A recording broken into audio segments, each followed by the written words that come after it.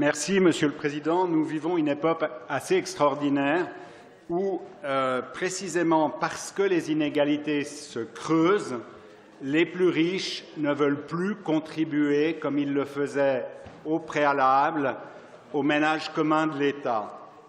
Et c'est évident que dans une période de creusement des inégalités, au lieu d'aller dans le sens d'une ponction plus importante sur les richesses, on va dans le sens d'une ponction plus faible, avec l'idée que les riches pourraient s'en aller.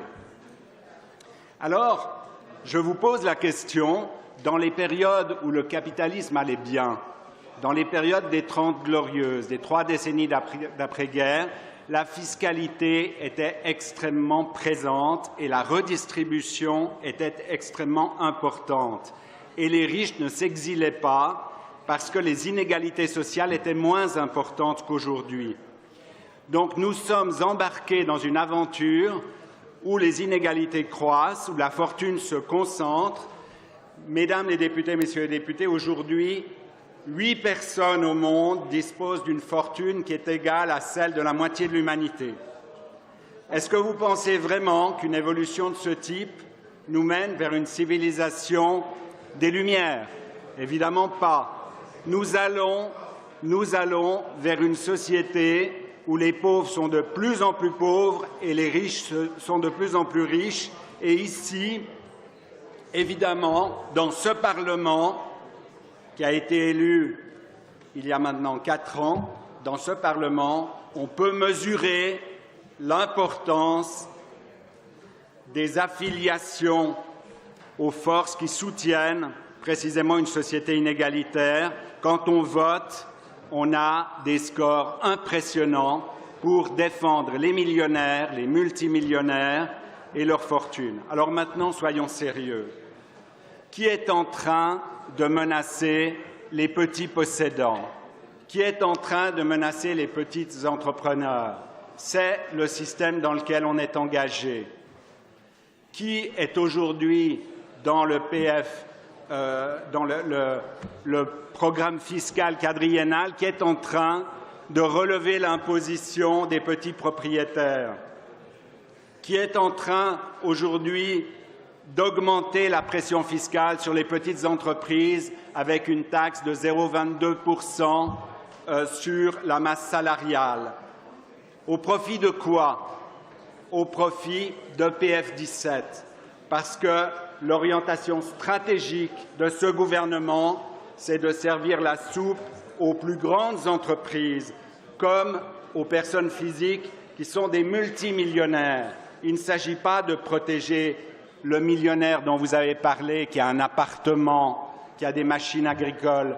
Celui-là va passer à la casserole. Celui-là va passer à la casserole comme les salariés, comme les bénéficiaires de prestations sociales, parce que ce système est orienté au profit d'une toute petite minorité de ceux qui vivent de leur rente, qui ont d'énormes ressources financières, qui ont une capacité de se déplacer d'un pays à l'autre pour optimaliser leurs ressources.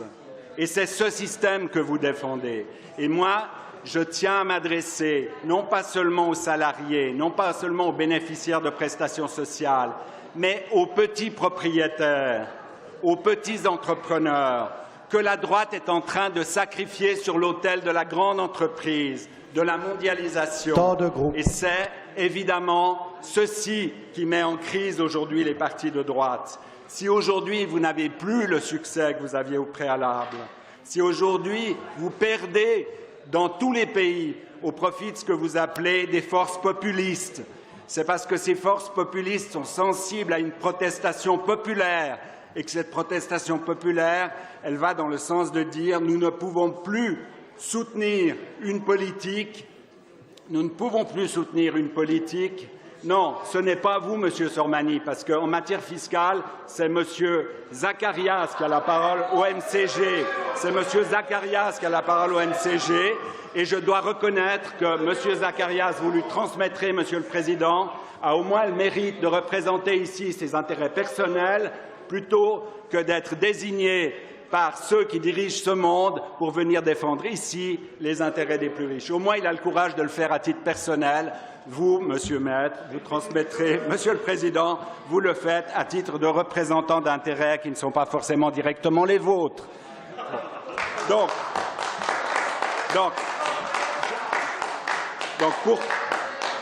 pour conclure, il est d'une extrême urgence.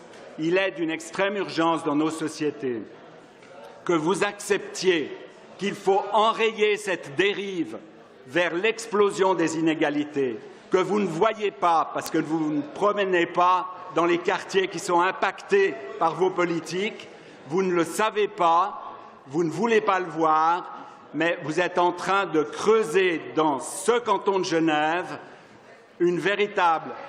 un véritable fossé entre ceux qui ont et ceux qui n'ont pas.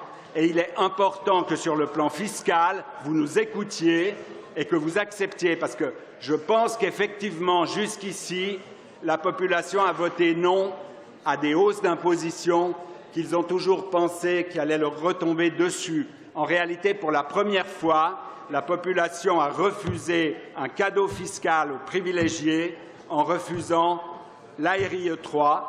Et je pense qu'on a un tournant, et vous devriez y être attentifs, on a un tournant où progressivement nos concitoyens se rendront compte qu'en faisant cadeau fiscal sur cadeau fiscal aux privilégiés, eh bien, on est en train de détruire les services publics, la prévoyance sociale, et l'indice de hier d'une coupe de 5 millions sur les subsides aux assurés maladie pour équilibrer le budget cantonal, alors qu'on fait des cadeaux d'une hauteur de plusieurs centaines de millions aux grandes entreprises, 115 millions bouclier fiscal, 75 millions en n'imposant pas les dividendes comme ils devraient l'être, comme les salaires à 100%, eh bien, avec cette politique-là, vous êtes en train de prendre dans la poche de ceux qui n'ont rien pour garantir la fortune de ceux qui ont tout.